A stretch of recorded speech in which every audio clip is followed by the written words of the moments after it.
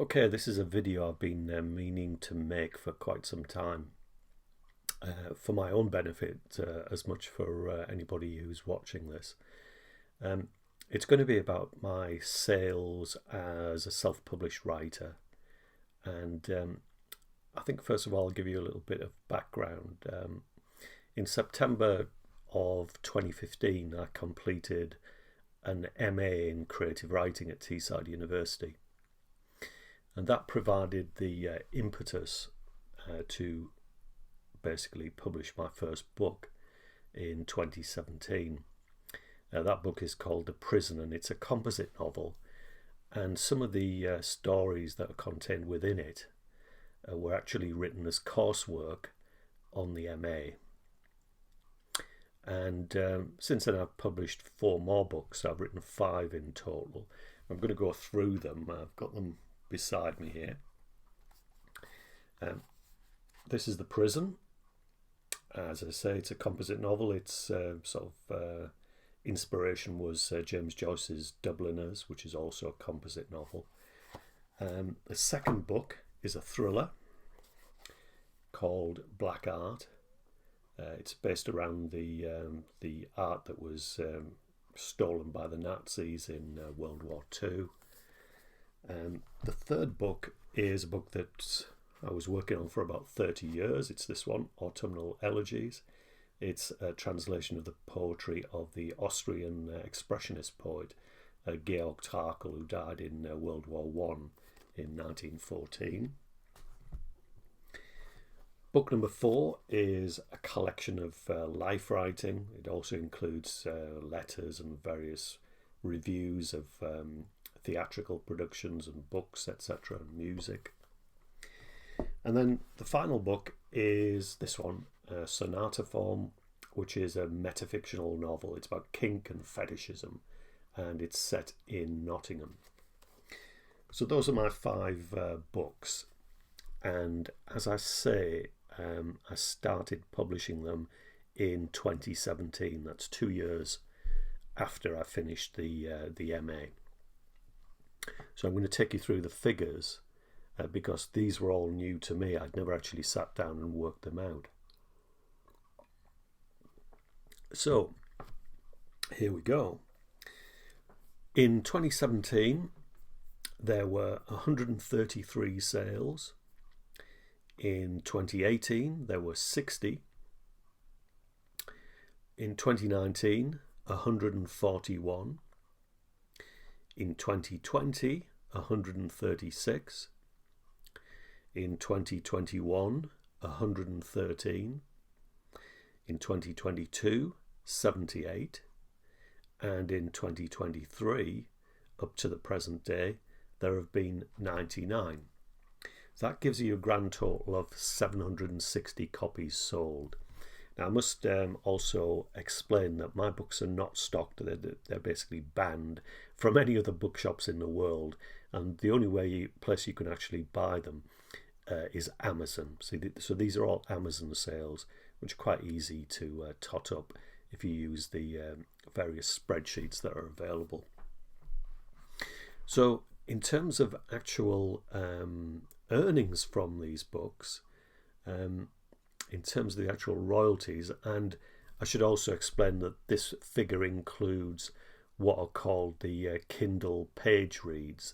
This is when somebody downloads the book and when they're members, when they've got premium access to Amazon, I think, to Prime, in other words. I think that's how it works.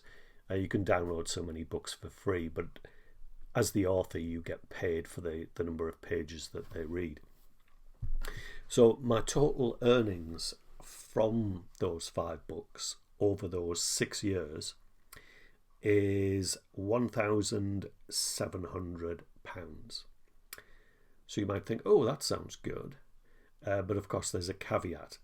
And the caveat is that there are, of course, costs incurred with this business. And in my case, there are 2 particular areas that I need to mention. First of all, there's the cover designs. I'm not skilled enough to be able to do that myself, so obviously I get a professional to do that for me, so you have to pay money for that. then they're not going to do it for free. And the other costs involved are the ISBN numbers. So if you tot up the amount for the cover designs and for the ISBN numbers, and for two of the books, I've recently had new cover designs. Black Art is a new cover design compared to the original, and so is the one for the prison. I've relaunched that one. If you add those two figures together, you come to about £2,000. So in reality, instead of making a profit from writing, I'm actually £300 in deficit. I've lost £300. If I was a business, I would not be profitable. You wouldn't want to invest in my shares. Let's put it like that way. So those are the bald statistics. Just some more figures as well. The runaway bestseller is Autumnal Elegies, this book. That one sold 427 copies in paperback and ebook. So in other words, it sold more copies than all the other books put together. And for example, Sonata Form, which has just come out, that sold 17 copies so far. So obviously it's got a long way to go to get anywhere near to Autumnal Elegies. So what can you really deduce from these figures? And are these figures sort of typical for a self-published writer? Well, I'm not sure. I mean, possibly they are. I mean, drop a comment after you've watched the video. Maybe your experiences are different. I don't know. But I can only give you my figures. So looking at that, would you say that self-publication is the route to go down? Well, obviously, looking at my figures, you'd probably say no. But of course, I'd dispute that anyway. The fact is that my work is basically ignored by the gatekeepers. They're not interested in my work whatsoever. So I can either not publish at all, I can simply leave those manuscripts in a drawer, or you can go out, as I've done, and self-publish. And these days it's so easy to do that. I've given you the figures in terms of the costs. It's not a lot of money to basically shell out, and you could do it even cheaper if you wanted to. I just wanted my books to look good, in terms of the cover designs, for example. But the bigger thing to take away from this is that you're dealing in art, you're dealing in creative endeavour, okay? You're not selling fucking baked beans piled up in Aldi or Netto. That's not what you're doing. You're creating a work of art. That's the way to think about it. So, reducing it to such, sort of humdrum ideas as, you've actually not made any money from your writing is totally irrelevant. I mean, a lot of writers that are considered to be, geniuses these days didn't sell many copies in their lifetime. People like James Joyce, for example, had himself to go through self-publication.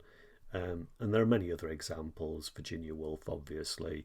And then if you want to go further back, you go back to people like William Blake. So there's a long history when it comes to self-publication anyway. So my sort of advice would be, despite my terrible figures, go ahead and do it, because you have the opportunity these days to self-publish, and it's so much easier than it was in the past. Anyway, that's the end of the video. I thought I'd keep it fairly short and informative. But if you've got any comments, leave them in the comments below. If you like the video, like it. If you dislike it, dislike it. Do what you want. But yes, I'd be interested to know what you think. And as I say, if your experiences have been the same as mine or completely different to mine, then please let me know.